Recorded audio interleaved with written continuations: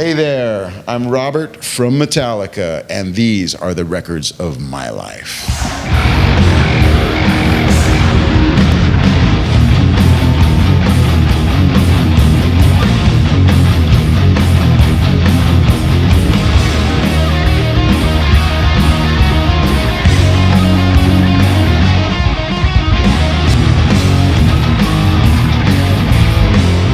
Very much for checking out Records in My Life. We have a very special guest, Robert Trujillo from Metallica. Thanks for being on the show. Thanks for having me. What's been going on lately? A lot of tour dates, stadiums, big venues. I feel like for the last year we've been sort of going nonstop, but it's been a lot of fun because we started out kind of getting ready to release the album and playing some promotional shows in small venues. We played at the Opera House in Toronto. We played at Webster Hall in New York City, Fonda Theater in LA. Those are very small, intimate settings, and now we're in the biggest stadiums in North America, so it's been an amazing experience. Was it fun playing like the smaller... Yeah. Small venues are great because you can see everybody, you really can connect with everybody, and sometimes on those shows we'll experiment with the set a bit more and play some deep cuts.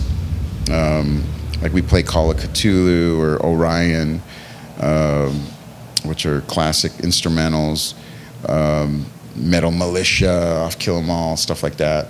So it's fun. And then also it's more engaging in terms of we're interacting more with each other on stage because we're sort of there in front of each other, which on the stadium shows you don't get that quite as much because the stages are so big.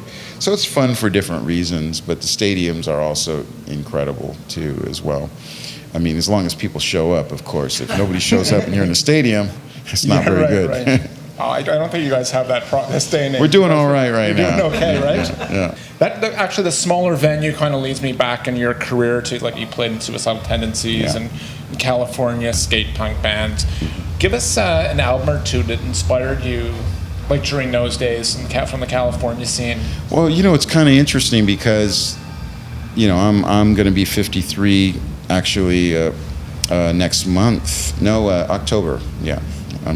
Yeah, we're getting there. It's coming up. Don't rush. I'm getting old. Anyway, so growing up, I was listening to so much great music, ranging from the old Motown releases to James Brown to Led Zeppelin to Black Sabbath and all the way up into Motorhead. And obviously for me, being able to meet my heroes is something that's also incredible. So everybody that I listened to on vinyl, even from when I was a kid, it's been great because some of them become my friends, and Lemmy became a great friend. I've met Jimmy Page a couple times, and that's kind of surreal. Obviously, I played with Ozzy for many years. So vinyl to me was sort of a passage to a fantasy world. Music was a launch pad from the time I was playing air guitar at 5 years old, and the punk movement in LA specifically was really, a lot of it was generated through the skate movement. I grew up in Venice, and we had a lot of that energy with the Dogtown Z-Boys and Jay Adams, Tony Alva, all these guys.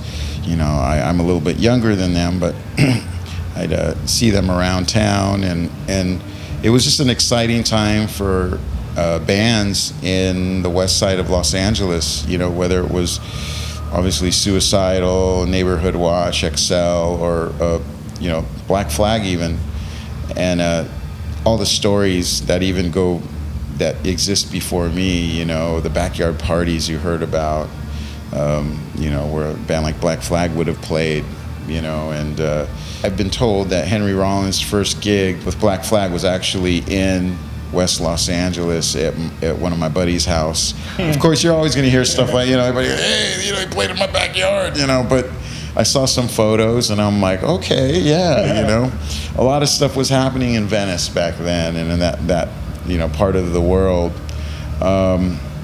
And skating and surfing is a part of my life. I still surf. I don't skate anymore.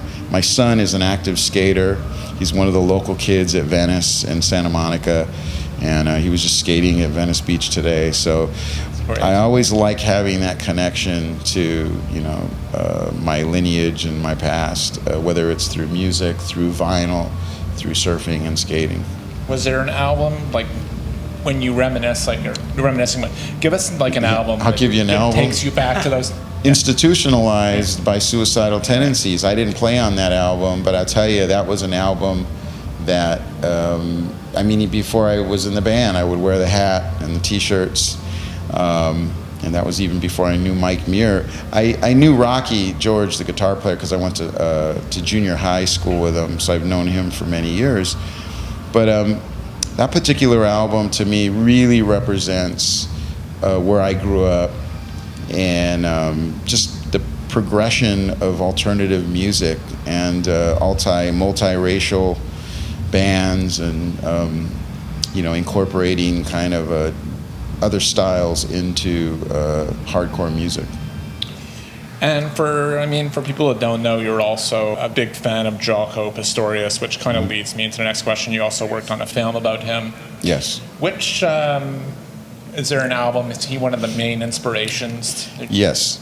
Jaco Pastorius, I had the great pleasure and good fortune of seeing him perform 4 times when I was younger, of course. And I saw him with Weather Report twice. I saw him with the Word of Mouth Big Band 1 time, and then with a sort of a scaled down version a 4th time.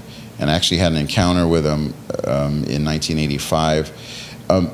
He was probably my biggest influence in terms of like bass and style and technique. Funny thing is I never really learned a Jaco song specifically back then. I've done that now, of course, but I was inspired by his first solo album, songs like Come On, Come Over, and Donna Lee, and Continuum. Portrait of Tracy was like hearing Eruption by Eddie Van Halen for the first time. I didn't know what instrument it was. He's doing this bass solo using harmonics. It's a composition, incredible. And then when I saw him play, I was just like, this guy's cool, his persona. There was a mystery there. We didn't have the internet back in those days, so you had to go see bands play. You get the albums and you'd be consumed by the cover and the photos, and then to see him live was like pure magic. Weather Report, the band that he played in, actually, the first album that I was really drawn to was Heavy Weather. Because of a few tracks, but one track specifically called Teen Town, which was a bass solo that he had done, and it just sounded so amazing to me. It was sort of the gateway to, not just jazz specifically, but also, the fusion movement, and then, of course, gravitating towards bands like Rush and a lot of the progressive movement, Brand X, and some of these Gentle Giant, some of these crazy progressive bands, and just being able to see all these bands live was super exciting. What do you listen to wind down after a show? If you want to. Well, usually when I wind down after a show, what am I listening to? I'm usually listening to my pillow, because by the time we have dinner and we get out of there, it's time to usually sleep. Kind of 11 o'clock you're off stage, shower, you have dinner, and then depending on if we're traveling or if we're staying somewhere.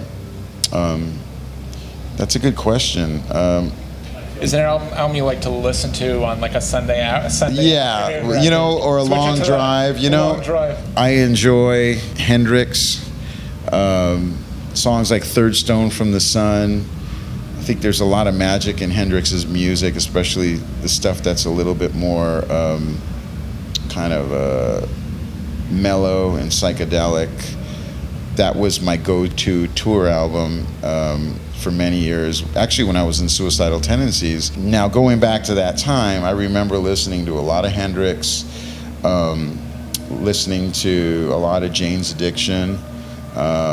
Specifically, Nothing Shocking era? Nothing Shocking was an album that I was just addicted to. You know, it relaxed me, and it also sort of took me to a different place, and it was very different in a lot of ways to what we were playing with Suicidal. A lot of what we were doing was really relentless, and it was just intense.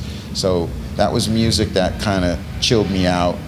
And the best Hendrix album is that like Electric Ladyland? Electric Ladyland, yeah, absolutely. Yeah, that's a good one. So anyway, there you go. You know, thank you. The magic of Jimi Hendrix and Yeah. Jane's Addiction and Suicidal Tendencies, and yeah. Thanks, Robert. Thank you so much for doing the show. Yeah. Really appreciate it. And best Thanks of for luck. having me. Yeah. Any final words of wisdom for the fans and the internet out there? Music is magic. Keep supporting it. Go see live bands. If you have young kids, turn them on to music. That's what I've done with my kids, and they love it. They love it all. Doesn't matter the style. Doesn't have to be metal. It doesn't have to be anything real specific. It could be classical. I grew up on classical and jazz and a lot of soul music. As a bass player, soul music was imperative for me. So, take it all in, embrace it, and start a band.